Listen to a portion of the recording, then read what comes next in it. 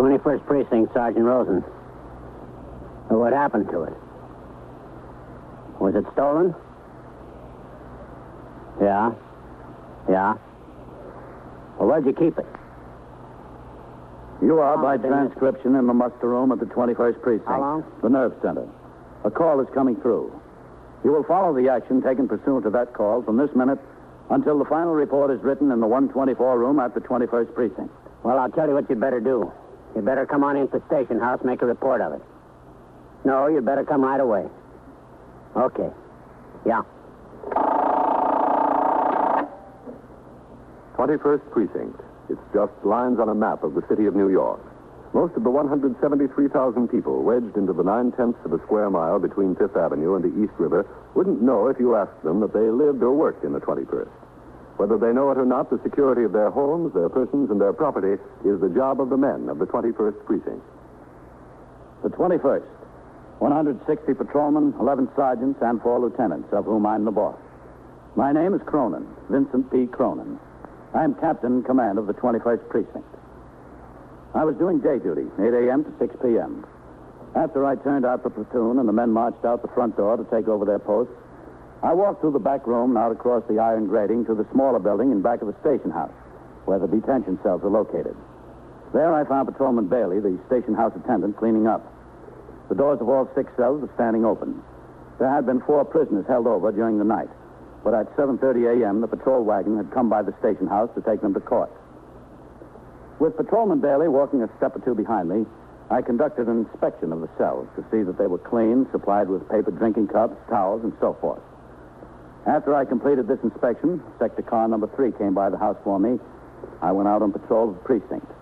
While I was so engaged, Sergeant Rosen had telephone switchboard duty, and Lieutenant Gorman was the desk officer. Sergeant. Yes, sir?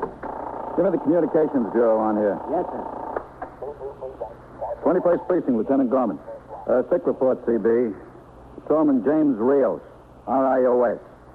No. S like in Sam. 10th Precinct. He went sick at 8:50 a.m. at home, 792 East 93rd Street. Surgeon to call. Okay. Yeah. Sergeant? Yes, sir? I want to talk to the Caro when he rings in. Okay, Lieutenant. Well, excuse me, Sergeant. You'll have to talk to the desk officer, mister. Oh, I'm sorry. Excuse me, Lieutenant. Yes?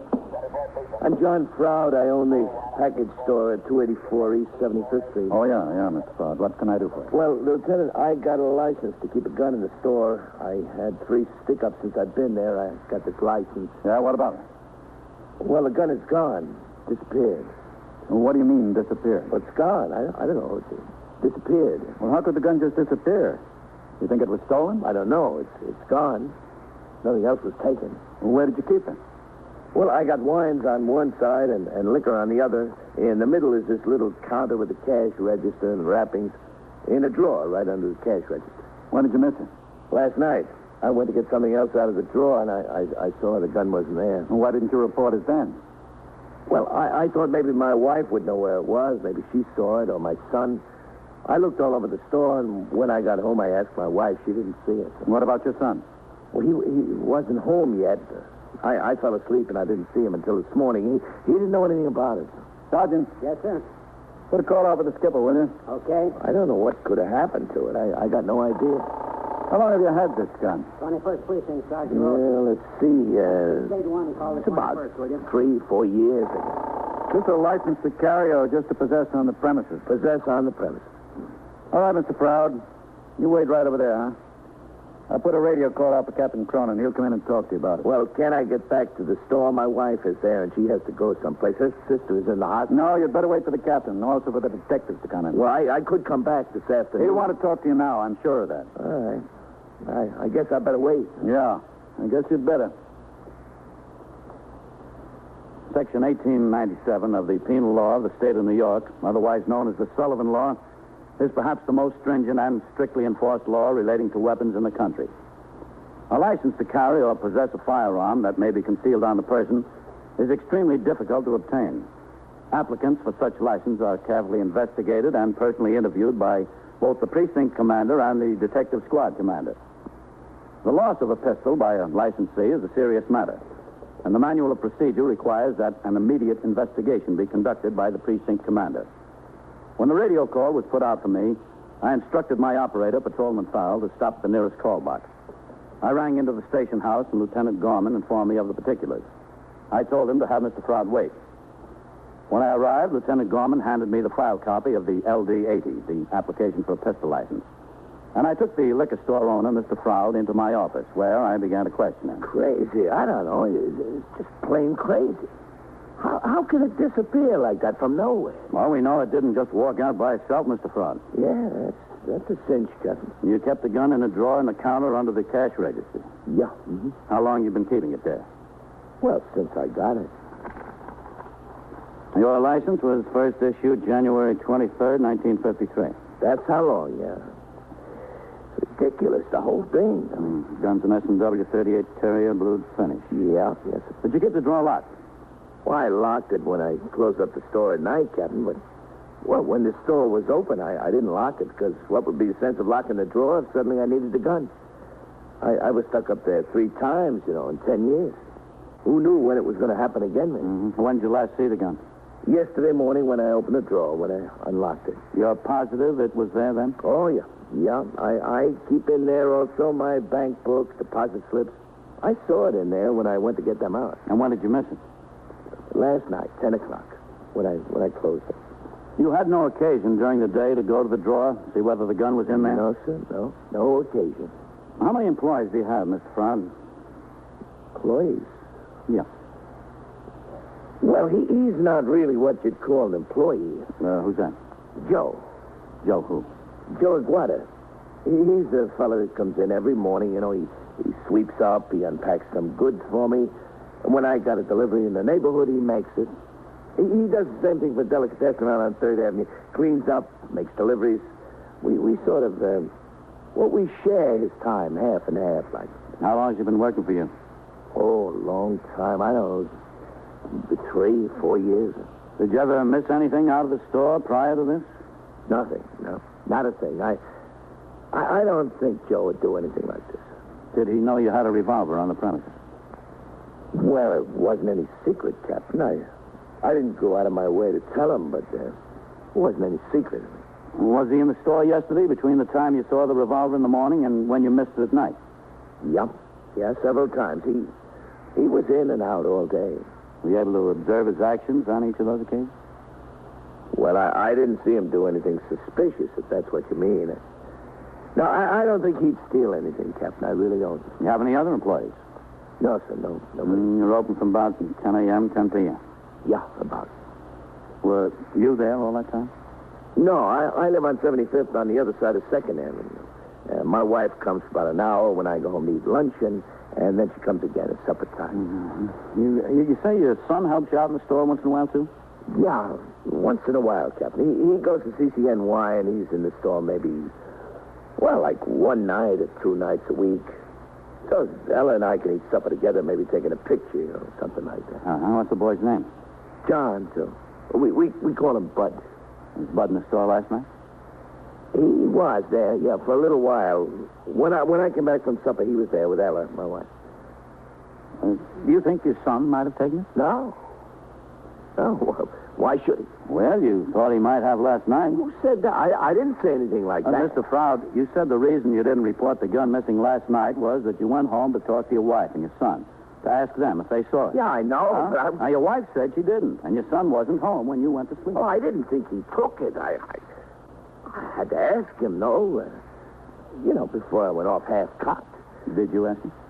I asked him, yeah, if he'd seen the gun in the store, if he put it any place besides the drawer. He said no, he didn't touch it. And what did your wife say? She said the same thing.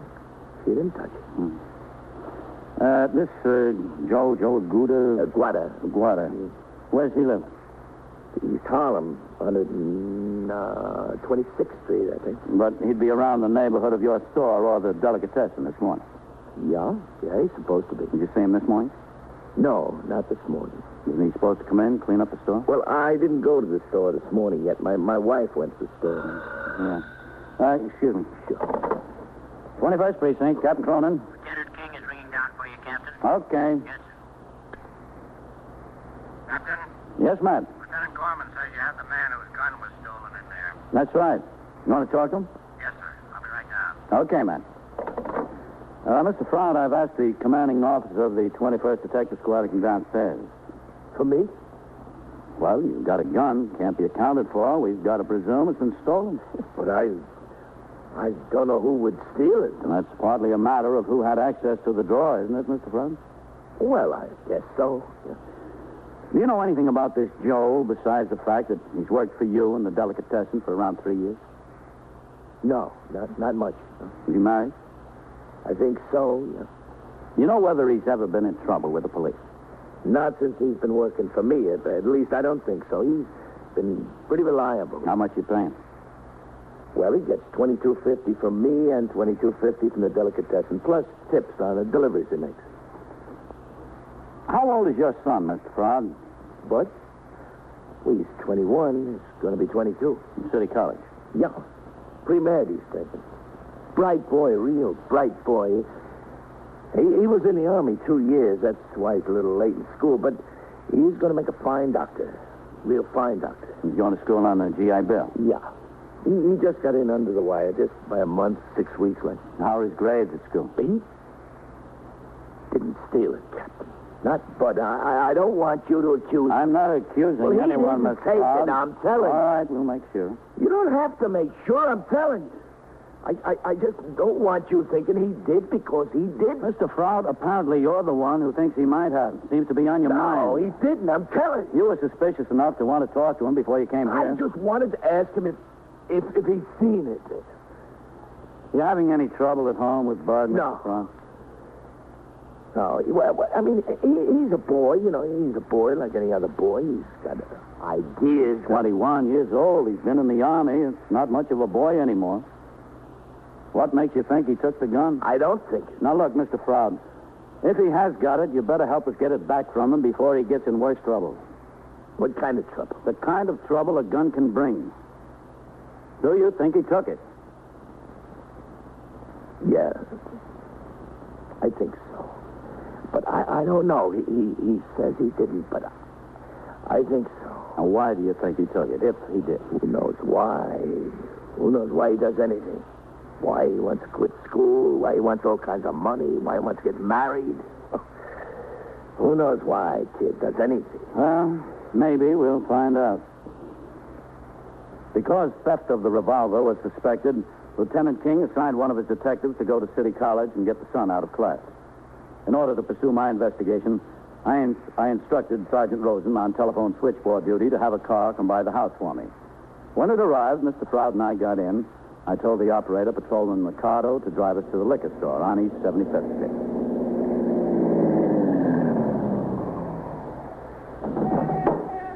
Okay, Mr. Froud.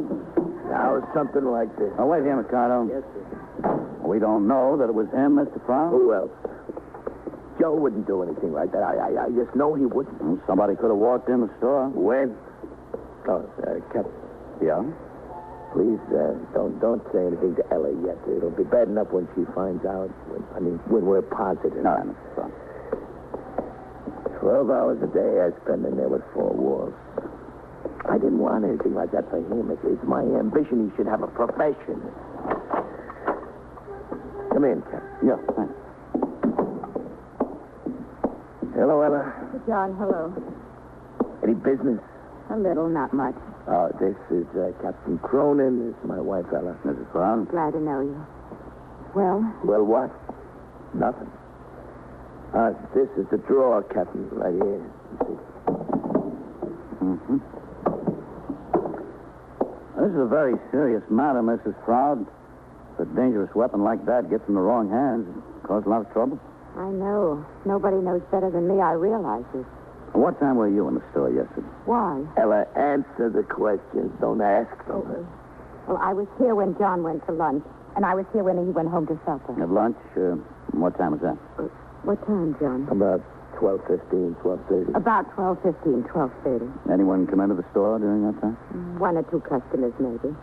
Were they ever in the front of the store alone, where they could get at the drawer? No, they stood there on that side of the counter, and I waited on them. Was anyone else in the store? Who? Joe, for instance? No, Joe didn't come in when I was here during lunch. I guess he was eating, too. What time did Mr. Frog get back? What time, John? A little after 1. A little after 1. And then what did you do, Mrs. Frog? I talked to him for a minute, and then I went. I went to go to the market and then home to fix supper. See? And what time did you come back to the store again? When it was time for John to go home for supper. You see, Captain, she eats and she puts my supper on the stove, and then she walks over to the store and I go home. And that was what time? Last night, about 6:30, huh? About, yeah. Did anyone come into the store while you were here alone? Well, my son Bud, he came in. Oh, does he usually stop in when you're here alone? Sometimes. He was at his girlfriend's house. He went there from school in the afternoon. And what did he do while he was here? We talked. I asked him, did he eat? And he said no. And I told him to go home and have supper. It was on the stove. He wouldn't come home because I was there. If you'd leave him alone and stop nagging him, he'd be all right. But you won't leave him alone. I want him to get those crazy ideas out of his head. I want him to finish college. I don't want him to get a job and get married. What could he have? He could have a wife. Joe. Come here, Joe. Oh. Hello, Mr. Frog? Miss Frog? Joe. Joe, this is Captain Cronin, Police Department. The policia. Policia. Oh, glad to know you. Joe? Huh? Mr. Frog keeps a gun in the store. Did you know that? See, I know. You know where he keeps it? See, I know. Where? In the drawer. Here. In the drawer. Joe, do you know why he keeps the gun? See, for robbers. There's no right, Mr. Proud, for robbers. Yeah, Joe. Yeah. When did you handle that gun last, Joe? Me? Yeah. Oh, no, nothing there. No, I know, touch, not me. I don't want nothing to do with no gun. I don't like it. You afraid of the gun? No, not afraid. I just don't like it. Somebody took it yesterday, Joe. The gun? Yeah. Who took it? Well, we hoped maybe it was you, Joe. No, Now, you know that you were cleaning the drawer and you took it out by mistake. No, I no touch. No, nothing there, not me. No, I don't like it. I don't go near these drawers, senor. Never. Do I, Mrs.? Not that I've ever seen. No, Mister, do I, eh? No, Joe. No, I don't like guns. I don't go near the drawer. Nunca, never. You want me to take out the curtains this morning, Mr. Froud? You said yesterday. Captain Cronin is talking to you, Joe. Excuse me. That's all right, Joe. I'll talk to you later if I have to. You go on. Get back to work. See. Come on and back, Joe. No, I don't go near the door. Never, senor. I'll be right back, Captain, as soon as I show him what to do. All right, Mr. Stone. Go ahead, Joe. I don't like guns, senor. I don't think he did it, not Joe. Doesn't look that way. Maybe somebody came in from the outside while John was in the back and just took it. That could happen, couldn't it? Maybe. Mrs. Froud, how long has this trouble between your son and your husband been going on? Trouble? Oh, it's not trouble. It's just a family disagreement. How long has it been going on? Oh, since Bud came back from the army, almost. He says he's too old to go to school. He wants to earn a living and get married. And John's got it in his head that Bud should be a doctor, but he don't want to be a doctor. He's tired of living off the GI Bill and going to college and studying when he says it doesn't mean a thing, nothing to him. Oh, why doesn't he quit? Oh, you'd never hear the end of it. John's crazy enough on the subject. Do you think Bud might have taken the gun? Bud? No, why would he take it? Well, he doesn't have much money. Maybe to sell it. No, he wouldn't do that. Somebody took it. Not Bud. Was Bud ever in trouble, Mrs. Frog? What do you mean, trouble? I mean, was he ever arrested? No. He didn't take it, not Bud. He was never in any kind of trouble. No. Well, wasn't Joe. You see what I mean? Yep. I see. John, would Bud take the gun? No, huh? Why? Why should... Well, I don't know. I just asked. No. Excuse me. Sure. Well, what did he do with it? Liquor store. Is Captain Cronin still there? Yeah, sure, he's it. Captain, for you. Okay. Thanks, Len. That's all right. Captain Cronin. Matt King, Captain. Oh, yes, Matt. I sent Whitey Howard up to CCNY to get that Bud Froud out of class. Yeah. Just rang in and said he got him out all right. He admits taking the gun. Oh, that's all. Yes, sir. Whitey's on the way in with him. Okay, Matt. Thanks. I'll be there in a little while myself. Yes, sir. Well, I've got to get back to Station House. Oh, do you? Yeah, and I think you better come with me, Mr. Froud. Well, Captain, I was just there. And I can't stay in the store all day. I came here without making the beds even. And my sister's in the hospital. I think you'd better come, Mr. Froud. All right.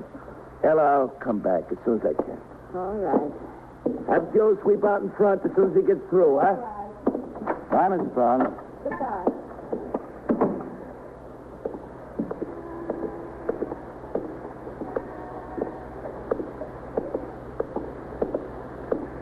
Captain, Yeah.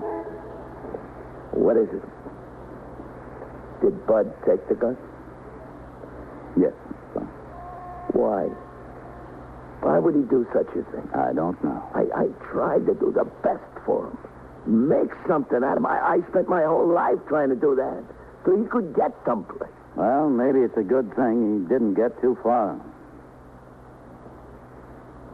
We got into the car and were driven to the station house by Patrolman Mikado. Mr. Froud didn't say a word all the way, just sat there looking straight ahead. Possession of a gun by an unlicensed person is a serious crime in the state of New York. I wondered, as much as the father did, as to why the young man took the gun. There were two obvious reasons. One, to sell it. The other, to use in a robbery. A few minutes later, the car pulled up in front of the station house. Mr. Froud and I got out. I instructed Patrolman Mikado to pick up his partner and resume patrol. As the car pulled away, we crossed the sidewalk, mounted the 3 worn stone steps that led to the muster room, where Lieutenant Gorman was desk officer and Sergeant Rosen still had telephone switchboard duty. You wait here, Mr. Froud. I have to go around and sign a blotter. All right. First Precinct, Sergeant Rosen. Captain. Hello, Sergeant. All right. Hello, Captain. What's doing, Lieutenant? Not a thing, Captain. Very quiet. Good. Oh, you see Whitey Howard go upstairs with the young man? Yes, sir. Just a few minutes ago. Okay. I'll be up there with the detective. Yes. Come on, Mr. Froud. All right. I'm going to go upstairs.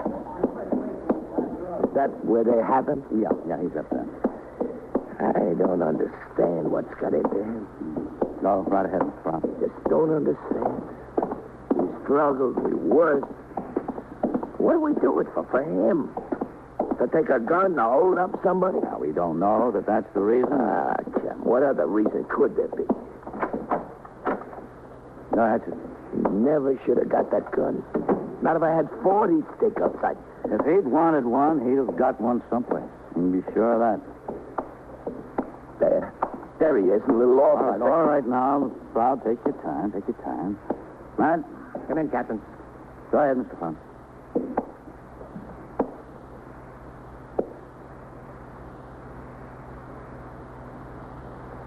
Hello, Bud. Huh? I'm ashamed of you.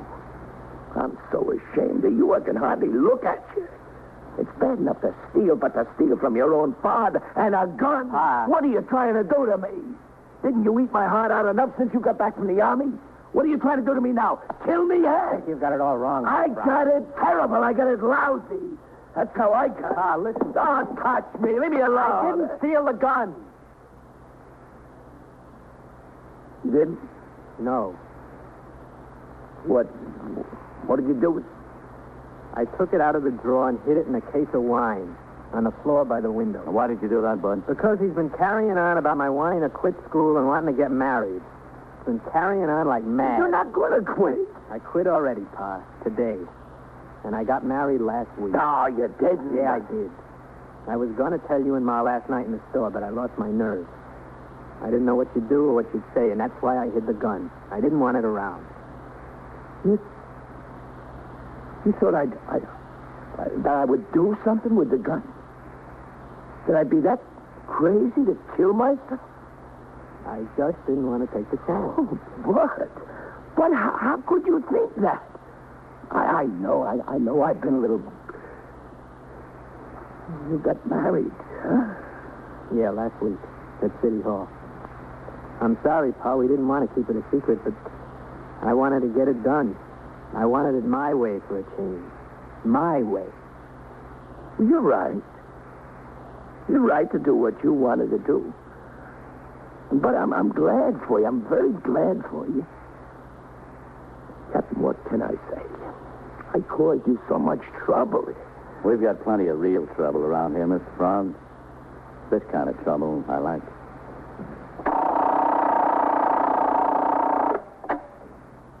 21st Precinct, Sergeant Wilson. Oh, no, sir. The captain's not in the house right now. He's out on patrol. You've got who? And so it goes. Yes? Around the clock, through the week, every day, every year. A police precinct in the city of New York is a flesh and blood merry-go-round. Anyone can catch the brass ring, or the brass ring can catch anyone.